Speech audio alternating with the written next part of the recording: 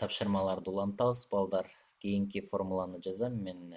А минус Б квадрат А квадрат минус 2АБ плюс Б квадрат болот.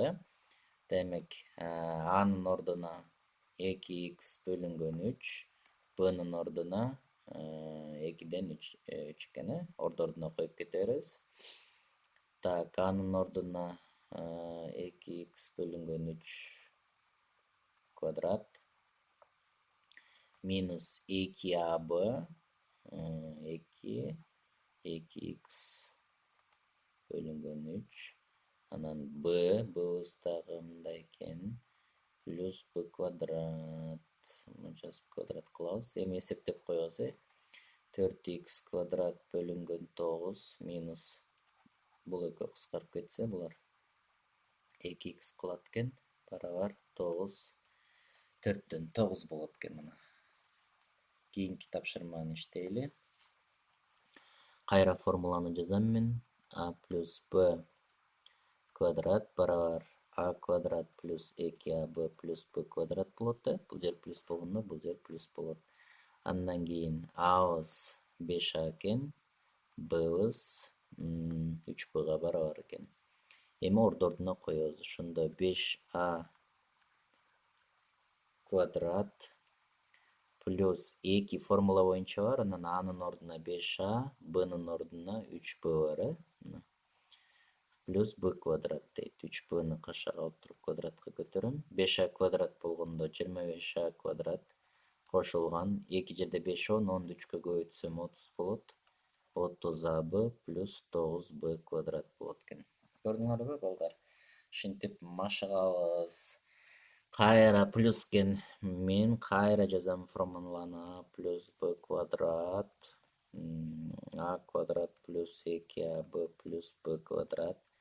A'быз бул жерде Ага барабар, Б'быз 3Б'га барабар экен. Ордордуна коебуз. Ошондо А квадрат плюс 2А анан Б плюс Б квадрат дейт.